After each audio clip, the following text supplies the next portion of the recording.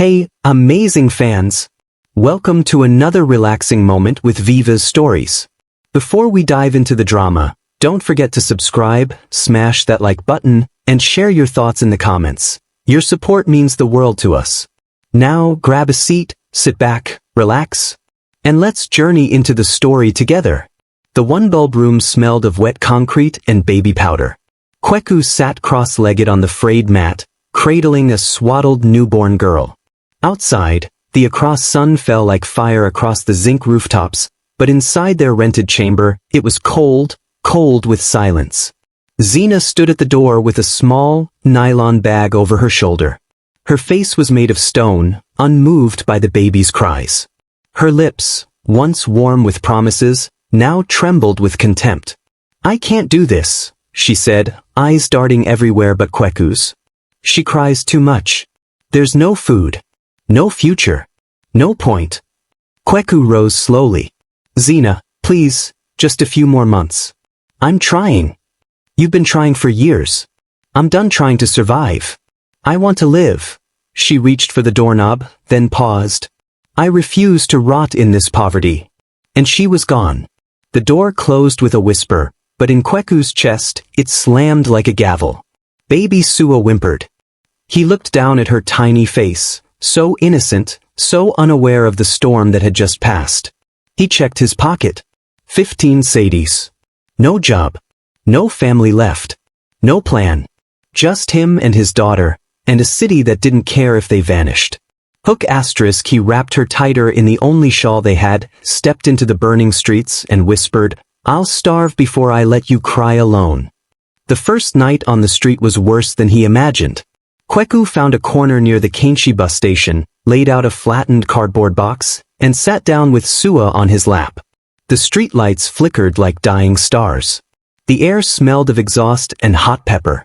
Sua cried softly, hungry. Her formula was long finished. He dipped a rag in cold water, squeezed it over her lips, and then, ashamed, sucked on an ice cube to silence his own hunger pangs. A passing janitor paused, looked down at him with pity, and muttered, "Bro, you'll die like this. Give her to an orphanage. Save yourself." Kweku didn't respond. He just stared at Sua. She had stopped crying. Her eyes were wide open now, searching his face like she already knew this man was her world. He whispered, "You're not a burden. You're my reason." The next morning came with sirens and shouting. He woke up stiff, lips cracked, heart hollow, but the sight of Sua's little yawn lit something inside him. He carried her on his back and walked. Hours. He knocked on construction sites, food stalls, barbershops. "Anything I can do?" "Clean." No one had time for a beggar with a baby. But by nightfall, he had collected 12 sadies from odd coins and pity. Enough for bread and a sachet of milk. He fed Sua, kissed her forehead, and curled up in the same spot. A street preacher passed by and said, "You're planting something, young man. I just pray God rains on it." The next morning, a voice offered him a lifeline, but it came with wheels. "Hey," the voice said. Kweku turned to see an old woman with a basket of tomatoes and a face carved by wisdom and smoke. "You look like you need work," she said, adjusting her headscarf. "Can you push?" "Push."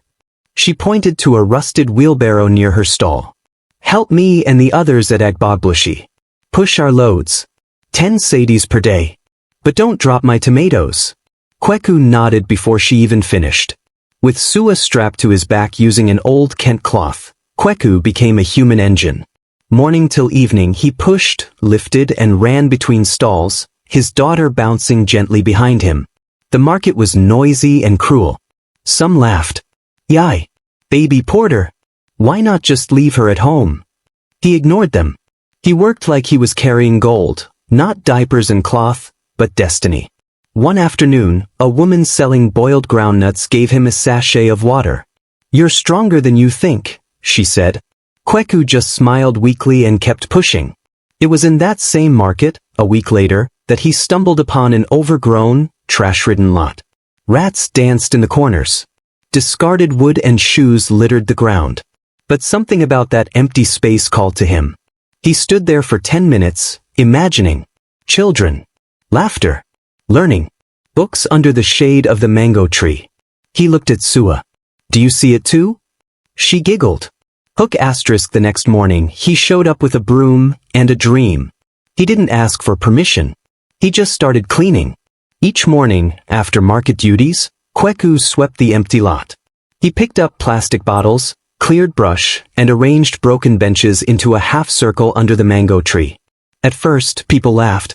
But then, one afternoon, 3 boys approached him. Shoeless, curious. What are you doing, mister? One asked. Making a school. Where are the teachers? I'm here. Where are the books? He reached into his plastic bag and pulled out 2 water-stained readers he had found in the trash. Start with these. And they did.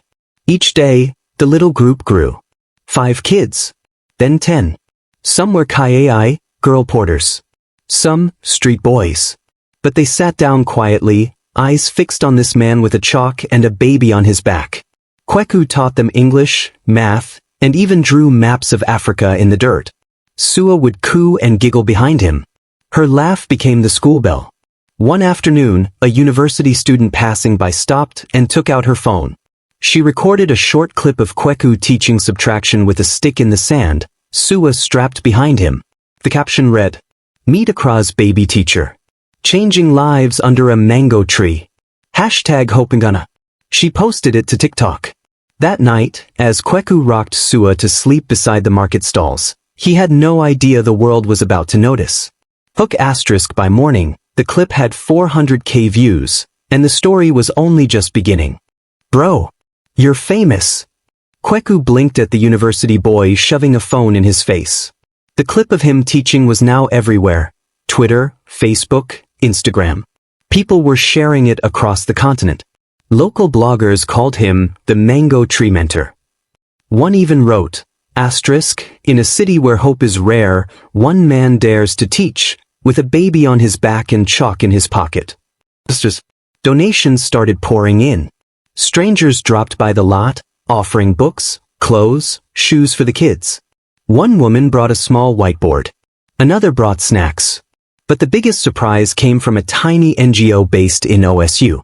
Their rep, a tall woman named Ama, shook Kweku's hand with tears in her eyes. You don't know what you've started, she said. Let us help you keep it going.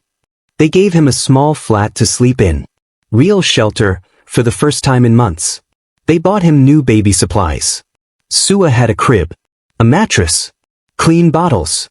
But still, he returned every day to the lot. The school now had over 20 children. The chalkboard read, asterisk, the royal seed. One reporter came from France 24. Another from BBC Africa. The latter called him Africa's hope. Kweku didn't know what to say. He just looked at Sua. She saved me, he whispered. I thought I was raising her. But really, she was raising me. Hook asterisk, but not everyone was happy. Far away, someone watched the video and called her lawyer. The knock on the NGO office door was sharp, impatient. Kweku was sorting donated textbooks when Ama answered. 2 figures stepped inside, one in a sharp burgundy suit, the other wearing designer sunglasses, high heels, and a smirk. Zena. Kweku's heart dropped to his knees.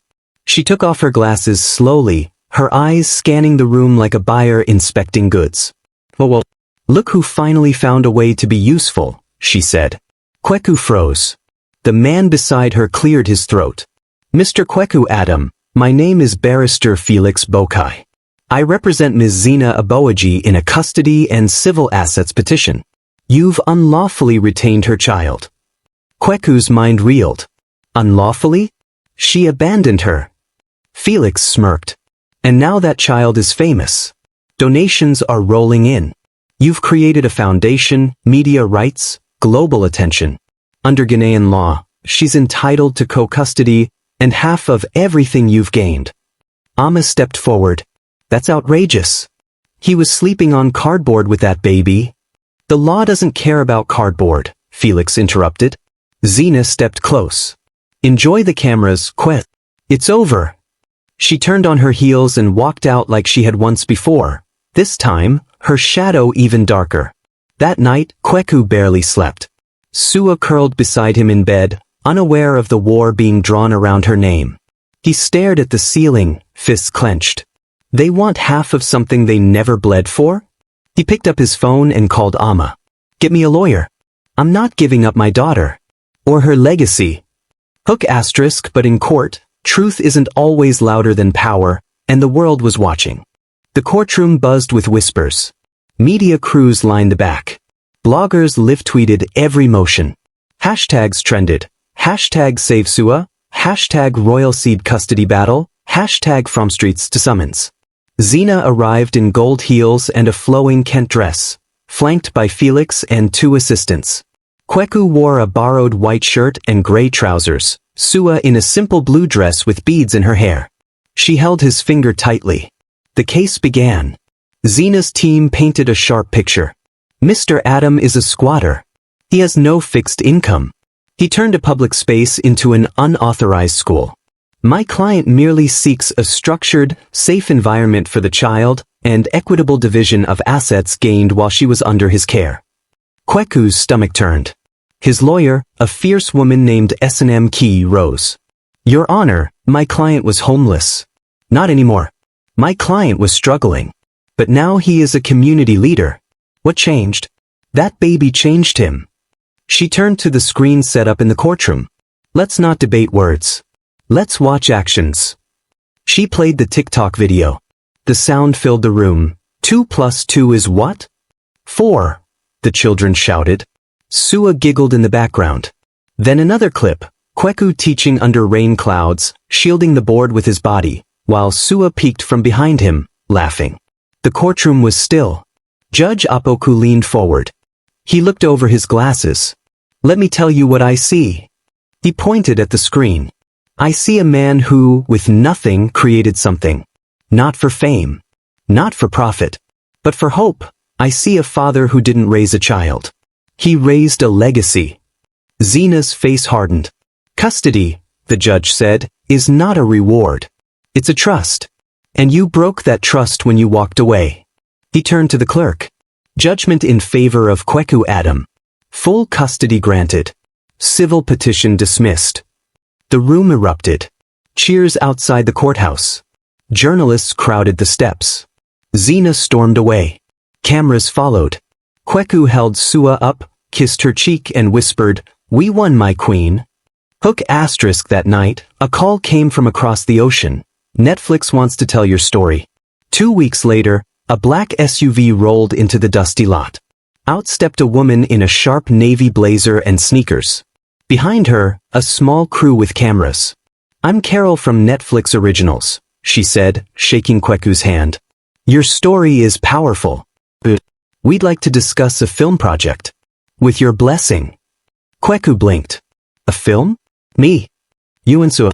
And the school. This is more than a movie. It's a symbol. He wasn't sure. But Amma convinced him. If the world hears your story, more people will help. We can reach more children. Build more schools. So he signed the agreement. Weeks later, production began. Cameras documented the early days. The wheelbarrow, the mango tree, the trial. Actors played out scenes that were once his pain. But amid the noise, Kweku stayed grounded. Each morning he still taught under that tree. Even when they opened a rented hall. Even when the donations turned to millions of sadies. Because it was never about fame. It was about planting seeds. He expanded the school into a nationwide foundation, the Royal Seed Project. 10 hubs across Ghana. Hundreds of volunteer teachers. Thousands of children. All of it started from that one cardboard night. Sua, now 10, gave her first public speech at a fundraiser. She stood tall, clear-voiced. My father taught me that royalty isn't a crown, it's character. And everyone has the power to build a kingdom with love. The crowd wept. Her speech trended for a week. Hook asterisk 3 months later, an invitation arrived. The sender, the United Nations. New York City. Cold winds. Towering buildings. Camera flashes. Kweku held Sua's hand tightly as they stepped into the UN assembly. She wore a navy blue suit with golden trims, tailored in Ghana. Her hair braided, her eyes focused. The room was full of global leaders, billionaires, presidents. But all eyes turned when Sua took the podium. My name is Sua Adam. I was raised under a mango tree. They called me a street baby. But my father called me royalty. She paused. And he was right. She told the world about the Royal Seed Project, about the power of one person to change many. She called for global investment in grassroots education. Her words were fire wrapped in silk, soft, but unforgettable. After her speech, world leaders queued to shake her hand. The First Lady of Canada called her a global beacon. The UNICEF director pledged $2 million in support. Kweku stood in the back, arms crossed, quiet. When someone asked why he didn't join her at the front, he said, "Queens don't need their fathers to lead. They just need to know we're watching." Hook asterisk 10 years later, at age 18, she stood on a bigger stage, with the world watching once more. A sea of light. Cameras. Applause. Sua stood in London, receiving the Global Innovation in Education Award. She was now 18, confident, brilliant, beloved across Africa and beyond. Behind her on screen, footage from her childhood. Kweku with chalk. Her laughter. That mango tree. She took a deep breath. They said we were nothing, she began. They said we belonged on the streets. But my father, he strapped me to his back and taught the world a lesson. She held up the trophy. Royalty is not what you're born into. It's what you grow into. And every child has the right to grow. The crowd rose to its feet. Later that night, in a quiet interview, a journalist asked, "Who was your first teacher?" She smiled. The streets. The struggle. But most of all, my father. He was my first book, my first shield, my first home. She returned to Accra a month later, to a hero's welcome. The school had grown into an academy.